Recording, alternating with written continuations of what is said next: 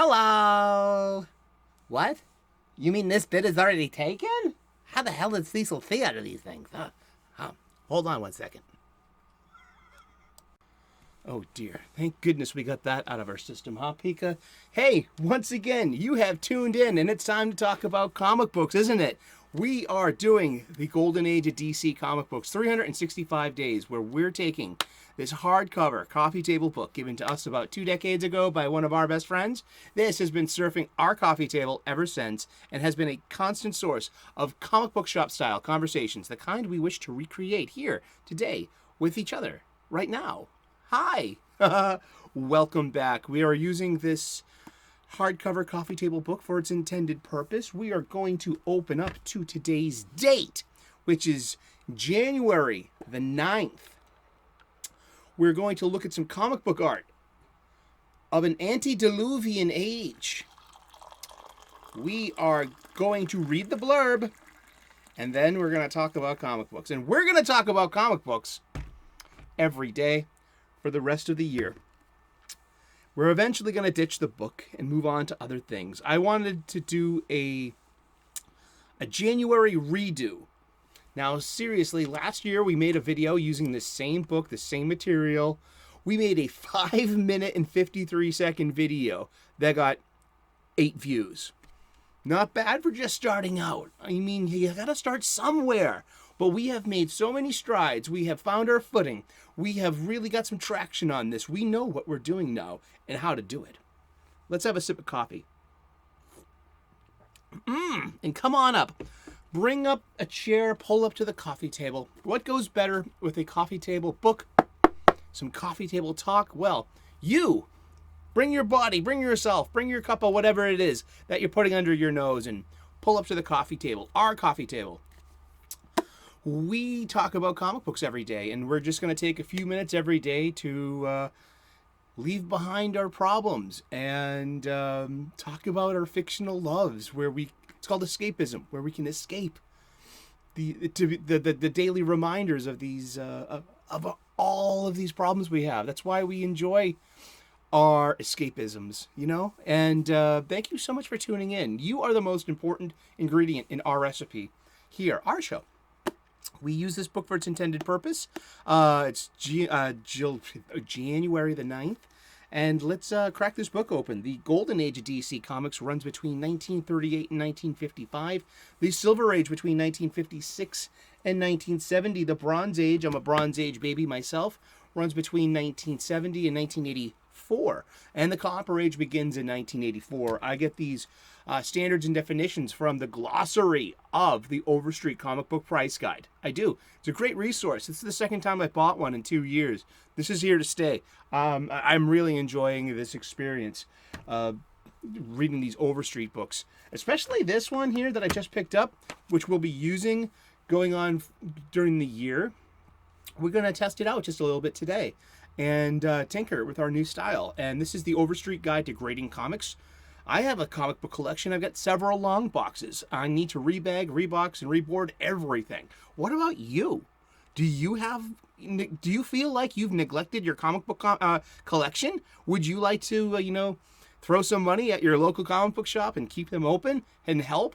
Well, instead of going to Amazon, I'm going to my local comic book shop in my village square, and I'm getting the supplies that I need a little at a time. And I definitely need more supplies because, I'm going to need several of these, short boxes. I'm moving from long boxes to short boxes. The older we get, the heavier these long boxes tend to get. And, but let's get to it. And I hope you're clobbering your problems and not being clobbered by them. Awesome. Thank you so much for tuning in. Today is January the 9th, and this is art by Joe Kubert.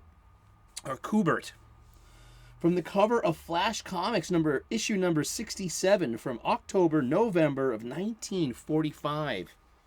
It's Hawkman. Dun, dun, dun, dun. That's from a cover. We can see the All-American Publications logo there. They were the sister company of National Publications, and these companies joined forces to become what later would be known as DC Comics. Yep. And Hawkman, who came from an earlier era to fight crimes in modern times, faces something considerably more ancient and also a whole lot larger. On this striking cover, illustrated by a very young Joe Kubert. This artist, who started at DC while he was still in high school, learned on the job and eventually transformed himself into one of the top talents in the business. Best known for his work on gritty war stories and a later updated, revised version of Hawkman. And that's what we're going to get into today. A little bit of Hawkman. And I'm sure I'm going to be reminded to, hey, Sully, have you caught up on Robert Venditti's Hawkman yet? No, I haven't. I mean, there's a recent run of Hawkman that is, superb. That I think got great buzz. And I have yet to get into it. I've yet to read it. So it means it's new to me. So I'll be looking for that when, I need to carve out some space. I need to get rid of some comics in order to replace them with newer, older comics, don't I? I mean, I'm maxed out on space. I got nowhere to put my stuff. What am I going to do with all these comic books? What's going to happen to them? I mean, let's do something with them. Let's stop worrying and start acting. And, so let's talk a little bit about Hawkman. Dun, dun, dun, dun. And, of course, you know what I'm going to do, right? You got it. I'm going to read from the wiki. That's right. And for those of you who don't know, that hat and the hello voice, that is... I'm aping Cecil Jones, the hero that we all need, the author of Cash Grab, which is a crowd-funded comic book. He's the hero we all need. And I'm a big fan of you. I got to meet him at August at Boston Fan Expo, the last day on Sunday. We were just, we were all leaving, went over to Jay Drunk 3PO, and he's talking to Chrissy Marr, and I'm like, hey Chrissy, hi Jay, just wanted to say the gang's gonna come over and say goodbye and everything. And they're talking to this dude, and I'm like, oh hey, I'm Eric O'Sullivan, and Jay's like, dude, that's Cecil. I'm like, holy shit, it is Cecil! And I got to talk to Cecil for a few minutes, and that really made my con. I mean, because I'm a big fan of him, and I left him a comment in one of his videos. Hey, you coming to Boston? So Cecil was like, you invited me, and I'm like, I did. So that was nice. I got to show him the stack of comic books that I picked up of these old comic books at the con, and because he's a huge comic head. So I would love to talk to him more about comic books, and because I love talking to you about comic books. I think we would all get along, and it doesn't matter, where we think we are on whatever, spectrum of judgment or political or labels or whatever it is. I mean, geez. This I literally have never seen this level of polarization inside the comic book shop itself. I've never seen these kind of fights inside a comic book shop.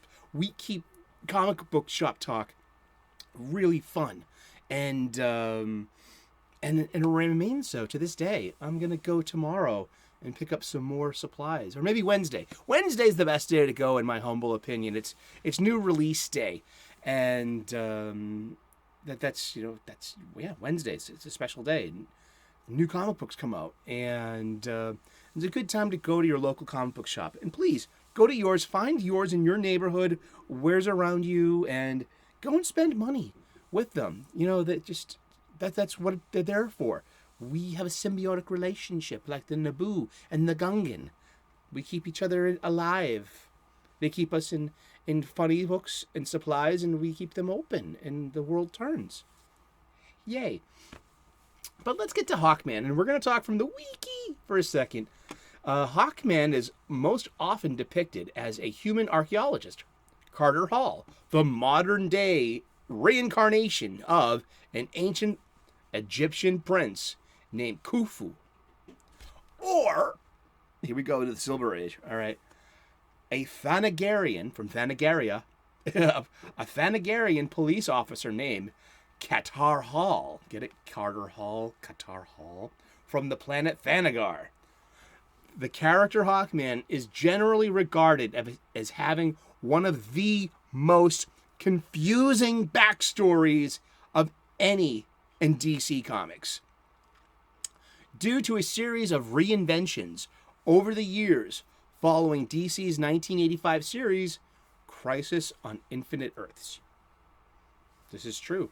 There was a Golden Age Hawkman who was an archaeologist and a human, an earthling, and he first appeared in Flash Comics issue number 1, January of 1940.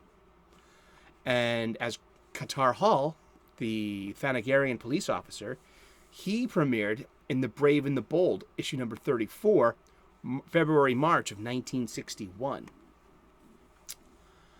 And it gets really convoluted from there. I grew up with the Silver Bronze Age version of Hawkman.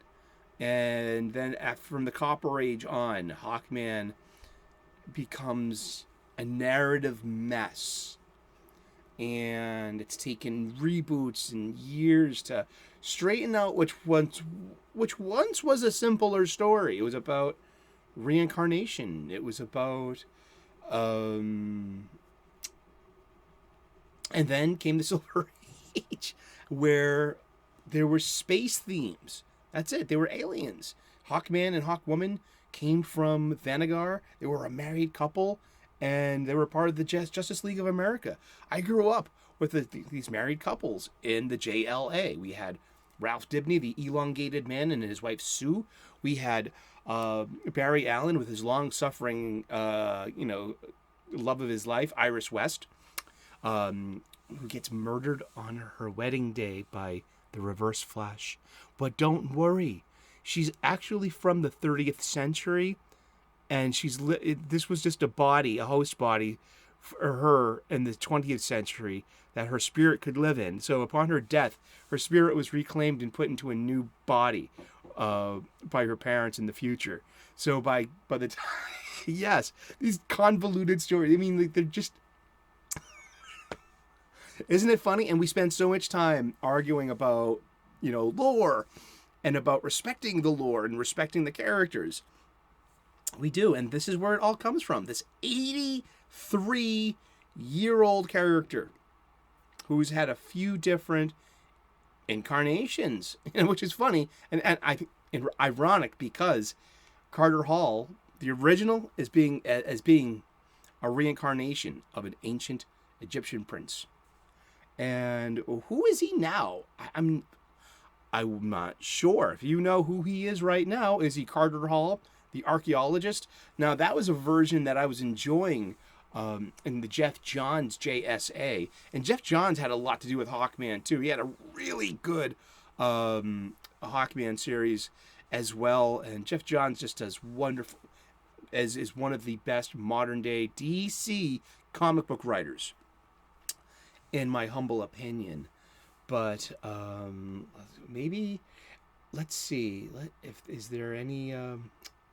Let's see. Hawkman first appeared in Flash Comics, issue number 1, 1940, and was a featured character in that title throughout the 1940s.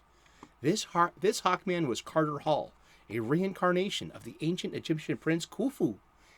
Hall discovered the mysterious nth metal could negate the effects of gravity and allow him to fly. He donned a costume with large wings to allow him to control his flight, and became the crime fighter Hawkman. He was an archaeologist by profession, and so that's why you see Hawkman using ancient weapons from the museum that he curated.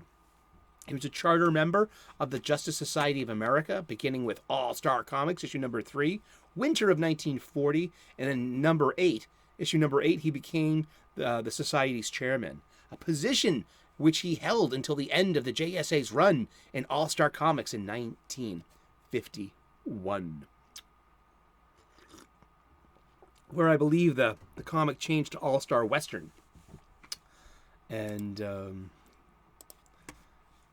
clicks away and falling down rabbit holes. And All-Star Comics lasted through March 1951, issue 57. And there was a revival series in 1976. And I remember this. The All-Star Comics number 58 was it went back to its original numbering. And that was the premiere of the adult Robin in his, he was actually in the JSA, JLA crossovers. More in a Batman costume with a yellow cape and a Robin R, but with his domino mask. Weird kind of looking, the adult Robin. It's not my favorite adult Robin look, but his mid-70s redo with the premiere of Power Girl and the adult Star Spangled Kid, now known as Skyman. I had that in DC Blue Ribbon Digest comic number 3, published in 1980. And that was a $2 comic. And I was 7 or 8 years old. Probably, about 8 years old, and I got this comic book. And, I need to hunt that one down. That's an oldie but a goodie. That is on the list. But All-Star Comics, also became, there was a huge Earth 2 niche in comics, in DC Comics a long time ago. This All-Star Comics, this golden age of DC Comics becomes Earth 2 in 1956 with the new Flash and the new direction of DC Comics. See, they've done this before. See, reinventing the characters it's been an ongoing theme all this time. Pretty much. New uniforms, updated people, adding to the mythos, and so forth. But yeah, I wanted to do a little bit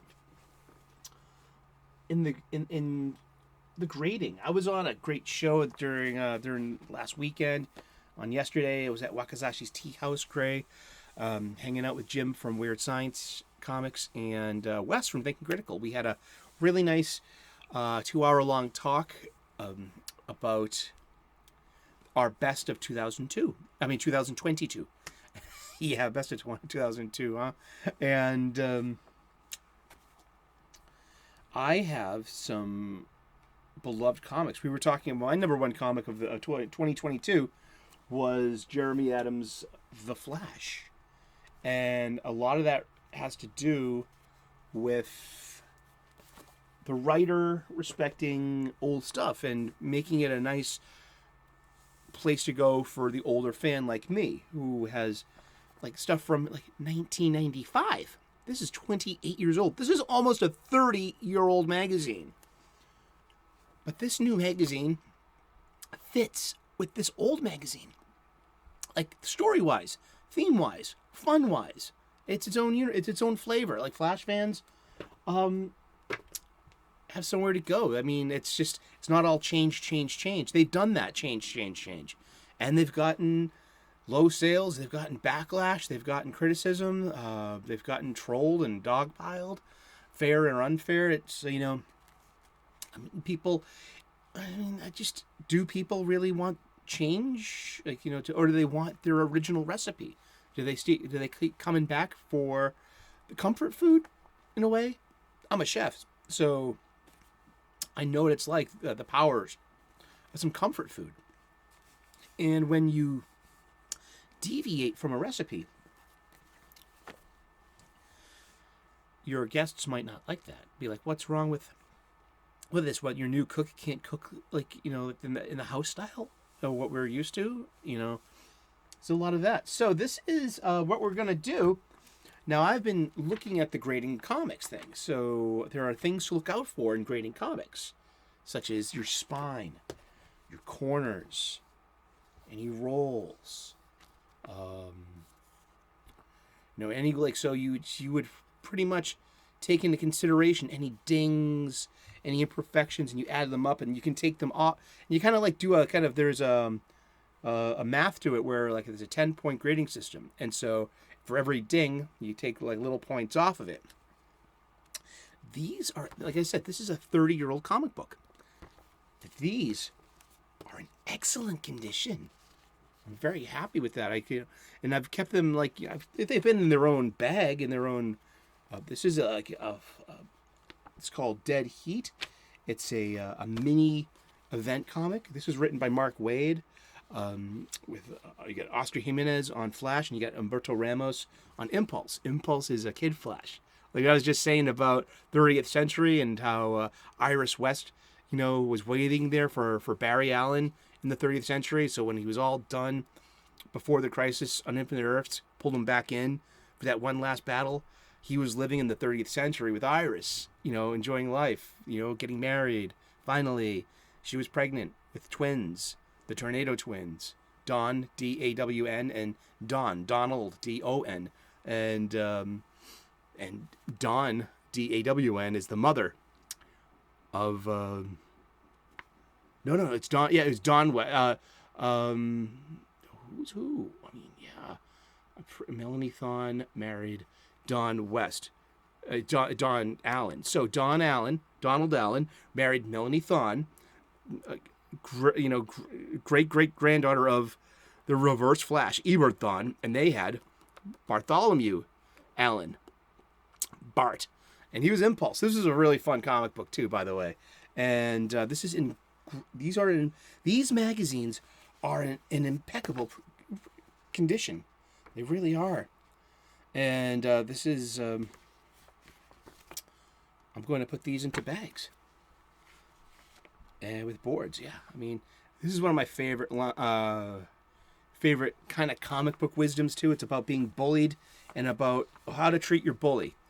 And Auntie Iris, being from the 30th century, has come back in time to help out her nephew, Wally West, who is now the Flash. So she's got, like, all this information. She's a little hesitant to drop hints because she doesn't want to change the timeline. You know what I mean? She knows what's going to happen. So she knows eventually Wally's going to beat this guy, Savitar, the evil Lord of Speed. Okay? And she says to Wally, she's like, Aunt Iris, I don't know what to do. I can't beat him. And she's like, Wally, give him what he wants. And he has this moment where he's like, yeah, I get it. So what Wally did was he gave his bully his full attention and his full power. And he brought him to where he wanted. The Valhalla of speedsters, this legendary speed force. Well, Wally put him in there. Wally pushed him in there and almost didn't come back himself. But, Aunt Iris, knowing what's going to happen, she was able to, she was like, no, don't worry. Everything's going to be fine. Wally will be back. So let's see how much of these. Now, I got the 6 of these issues in a bundle for $13 about a decade ago. L, M, N, O, P, A, B, C, D, E, F, E, F, E, F, G, Fawcett, Firestar. I hope you like my my cheaters, my reading cheaters here. Okay. Oh, no rebirth, please. Okay, so this is Flash Volume 2, number 108. Flash Second Series. Okay. Dead Heat begins. Each of these are in great condition, and they go for $5 each? Or is that... No, that's issue 500. Okay, and issue 100 is $5, and that's at 9.2 near mint. These are all at $3.50. And that's from issues number 102 to 131. And all of these near mint 9.2s. They're worth $3.50 each.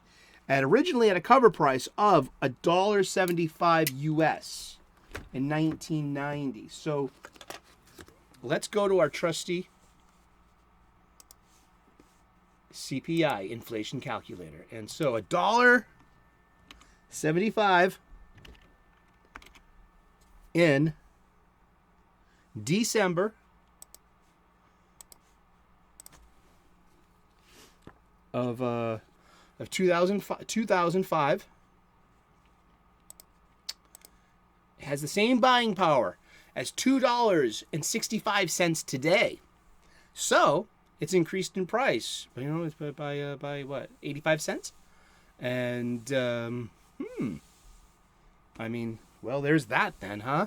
Because they're in impeccable condition. This says a 9.2 And these have like nice creases. They have no discoloration of the whiteness of the pages. There is no rips, no tears. The spines are all looking nice. The corners are all nice.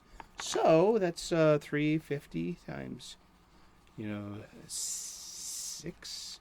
So that's 6 times 3. That's 18. And I don't want to do math. Pikachu, math is hard.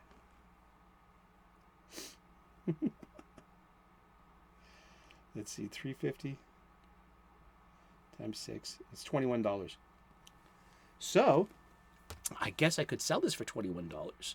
Maybe should I sell it for $22 and try to make a profit?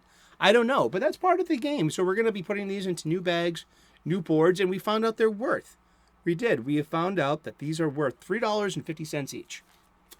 Indeed, and the cover, and which kind of sucks because the average median cover price right now is probably about $4.99, because according to Comicron, they along the way they I hope they can update this, but by 2019, I mean from 2012 to 2019, the median price of all comic books was $3.99, and it's got to be about $4.99 these days. I mean, none of these Flash comics I've gotten recently, they're all $3.99. Yeah, these are $3.99. Wow, they are. These new Flash comic books. Oh my goodness, we've been So yeah, so hopefully maybe next year we can get that up to to be at least equal to a near mint copy. Could be at least, should it be equal to the newsstand price today or the direct market price today? I don't know. Leave a comment in the comment section. Let me know what you think. We've been talking about comic books, and we're going to talk about comic books. You guessed it. Every day for the rest of the year. So tune in tomorrow, 3 p.m. U.S. Eastern, and we'll find out who we're talking about when we turn the page tomorrow. Please like and subscribe. I would love to earn your subscription. We make daily content here, 3 p.m. U.S. daily. We talk about comic books. We talk about cooking a lot, too. So look out for our What's Cooking playlist. Thank you so much. Cheers. Namaste. Good luck. And we will see you again tomorrow in those funny pages. Ciao. Bye-bye.